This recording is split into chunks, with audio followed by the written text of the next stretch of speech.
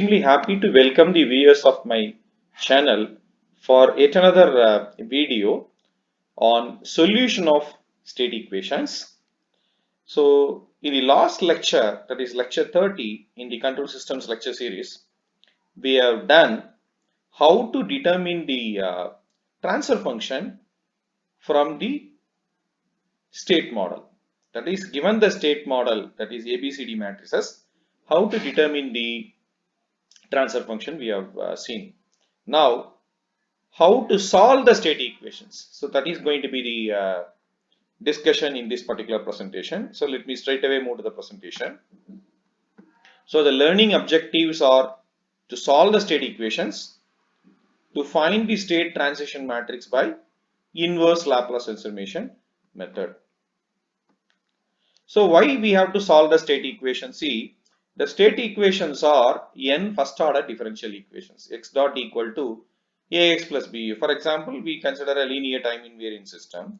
So there are n state equations. If there are n states, this state equation 1 is decomposed into n state equations. That is, we'll have x1 dot of t equal to, then x2 dot of t equal to, etc. xn dot of t. If we solve these first order differential equations, n first order differential equations, what we get are x1 of t, x2 of t, etc. xn of t. Therefore, why we have to get all this? Only when we get x1 of t, x2 of t, etc. xn of t, we will be able to find out the output. What is the output? Cx plus du or simply Cx based on the availability of d. Therefore, only when we know x of t properly, we can find out the output. Therefore, we have to solve these equations. That is why we go for solution of state equations.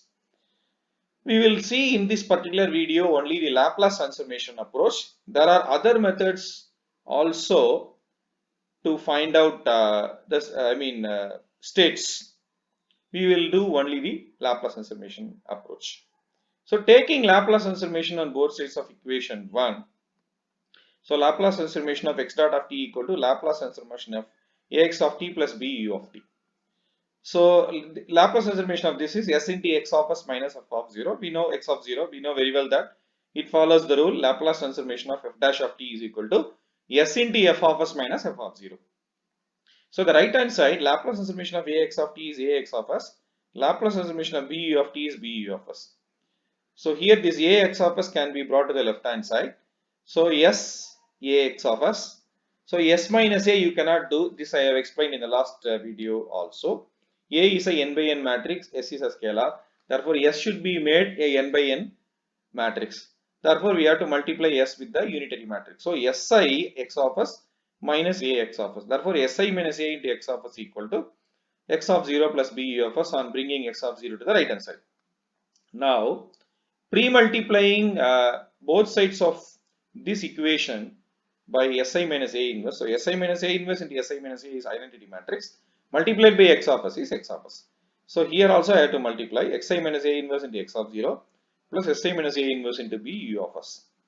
Therefore, this particular second equation, if we put it in a simple form, this si minus a inverse is an S domain function, so f1 of s. This si minus a inverse into b into u of s is another function where b into u of s is f2 of s. This we have already taken it as f1 of s. Therefore, in order to find out this x of t, we need to find out the inverse Laplace transformation of f1 of s, inverse Laplace transformation of f1 of s, f2 of s. Right. So f1 of s is si minus a inverse, f2 of s is bu of s. So f1 of s is si minus a inverse. So when we expand this, so if you expand this, we will get I by s plus a by s square plus a square by s cube plus etc. So this is actually following that x minus a whole power minus 1 or x plus a whole power minus 1. So that expansion is done here. So inverse Laplace transformation of f1 of s we need, then only we will get x of t corresponding to this term. Therefore, if we do the inverse Laplace transformation, that is this inverse Laplace transformation, so I by s, so 1 by s is 1, so I a by s square. So 1 by s square is Laplace inverse Laplace transformation t, at. So here 1 by s cube. Therefore, we will have a square t square by 2 because Laplace transformation of t square by 2 is factorial 2 by s cube. So 2 cancel. So we get this plus etc. So if we follow this particular pattern, it is something like 1 plus x square plus x cube plus etc. that form, which is e power x. Therefore, here e power at. Again, x is replaced by e power, at. So like this. I said no, x minus a whole power minus 1. Same way here, it is 1 plus x square by 2 factor plus x cube by 3 factor etc. So it is e power at. The difference is it is not a simple polynomial, it is a matrix polynomial because the exponential a is a matrix. So this f1 of t, even though it is an exponential, it involves matrix exponential. So this is actually called matrix exponential. This matrix exponential has got a separate name called state transition matrix. State transition matrix, because this is e power at, inverse Laplace transformation of f1 of s is e power at, that is f1 of t. So x of 0 is multiplied by e power at. Therefore, it transforms x of 0 to e power at into x of 0. So, the initial state is multiplied by e power at, right? Therefore, it is called state transition matrix. So, which is L inverse of, that is what I said, L inverse of Si minus A inverse. Anyway, that we can, as I have already told you, by the polynomial, we can write like this. So, from the convolution property of Laplace transformation, whenever we have two functions multiplied in S domain, it can actually be formed from this Laplace transformation of integral 0 to t f1 of t minus t f2 of tau d tau. So t minus t or t minus tau is, so here it is actually shifted time function. This is that time function. So f2 of tau.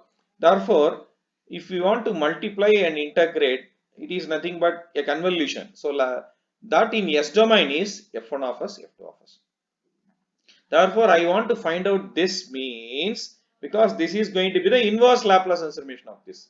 So, L inverse of f1 of s, f2 of s. So, L inverse of f1 of s, f2 of s is equal to, I have just written in the reverse order, integral 0 to t. We know f1 of t as e power t. So, we want f1 of t minus tau. So, e power a into t minus tau. What is f2 of tau? f2 of tau is nothing but this bu of s, f2 of s is bu of s, therefore it is bu of tau, so bu of tau d tau, that's all. So this is actually a shifted matrix exponential multiplied by bu of tau d tau. Therefore, inverse Laplace transformation of this second thing, that is f1 of s, f2 of s, gives rise to this. Therefore, combining these two, that is inverse Laplace transformation of this f of s x of 0, f1 of s x of 0 is e power at x of 0. Then inverse Laplace transformation of f1 of s, f2 of s, that is this. Now, this x of t has got two components now. That is inverse Laplace transformation of this has got two components. One is due to only x of 0, another one without that x term. So here we can see it is similar to that normal response we solve a differential equation. If we solve, what we get? We get forced response, unforced response. Similar to that we get. So here this response is due to only what states? Initial state. So it is due to only initial state. X of 0 is initial state. There is no input term here. So 0 input response or response due to the initial state. Whereas this term, if you see, there is no state term involved. Therefore, 0 state response. So this is 0 state response. This is 0 input response. It is like unforced response, forced response, same thing. So if we can find out these two, we can find out x of t. Let us see with the help of an example. A linear time invariant system is characterized by homogeneous state equation. Compute the solution of state equation assuming the initial state vector x0, 1, 0. So here What is asked is, they have asked us to compute x of t. X dot is given, x dot equal to ax, we want to find out x of t. So x of t means e power at x naught plus this. Anyway, B matrix is not there. Since B matrix is not there, only 0 input response we have to determine, because B is not given.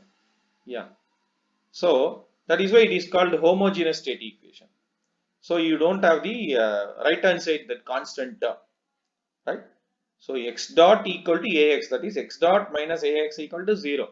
So that is called a homogeneous equation. If we have the right hand side input term, we call non-homogeneous equation. So a is given, so e power at x naught. Here we have taken x of 0, that x of 0 is given as x naught, that's all, some initial time. What is the state? 1 0. So a is there. So we want to find out x of t. So we want to find out e power at. E power at is L inverse into Si minus A inverse. That is what we have seen here. So Si minus A inverse is F1 of us.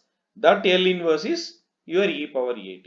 Instead of going by the exponential method, we find out using the inverse Laplace transformation method. So inverse Laplace transformation means L inverse of Si minus A inverse. Therefore, we have to compute Si minus A. Very simple. So find out Si minus A matrix. So S multiplied by identity matrix minus A matrix, that is this. So Si minus A inverse is 1 by determinant value multiplied by cofactor. This type we have already come across in the last video also, while determining the transfer function. C into Si minus A inverse into B plus D is Y of s by U of s. Am I right? So there also we have seen. Same manner we have done. Right, that's all. So Si minus A determinant. So determinant of this is S minus 1 whole square. So cofactor of Si minus A transpose. That is, we are doing a transpose, then Si minus A cofactor. Instead, what we can do is, since it is actually a 2 by 2 matrix, very simple. Finding the cofactor is very simple. That is, what we have to do is interchange the diagonal elements s minus 1, s minus 1. Change the signs of off diagonal elements. That's all. That is going to give the cofactor matrix. Any inverse determination, if you get a 2 by 2 matrix, no need to find out transpose then cofactor. Simple method is interchange the diagonal elements of Si minus A. Yeah, same thing only we will get, because they are same. Change the signs of off diagonal elements. 0 is 0, minus 1 is plus 1. That's all. So Si minus A inverse is the determinant. So 1 by S minus whole square, 1 by S minus A determinant. Cofactor just now we have determined. So this on simplification we will get S minus 1 by S minus 1 whole square is 1 by S minus 1. So this is 0. 1 by S minus 1 whole square. S minus 1 by S minus 1 whole square is 1 by S minus 1. So for that we have to find out L inverse. So e power at is L inverse of this. So L inverse. So 1 by S minus 1 L inverse is e power t, because Laplace transformation of e power t is 1 by S minus 1. Laplace transformation of e power at is 1 by S minus A. So 0 0. 1 by S minus 1 whole square. 1 by S square means it is t, but it is shifted. Therefore, first shifting principle we use, multiply by e power t. So multiply by e power t means in S domain we have to replace s with s minus 1, because e power minus at means s plus a. So here e power plus t. So s minus 1, that's all, whole square. Here again e power t, because 1 by s minus 1, 1 by s minus 1, e power t, e power t. So e power at matrix is then state transition matrix. So we have to find out x of t. So e power at x naught. So x naught is given. So e power t into 1. So e power t plus 0. So same thing. So t into e power t into 1 plus this. That's all. So how easily we have found out the solution of state equations. So from this state we can even find out y. We may get problems even with a 3 by 3 matrix and with input. In that case, we will have that second term. Second term with this also we will get. That's all. Otherwise, it is a same procedure. So I hope you have enjoyed this video. Till I meet you in the next video. Thank you and goodbye.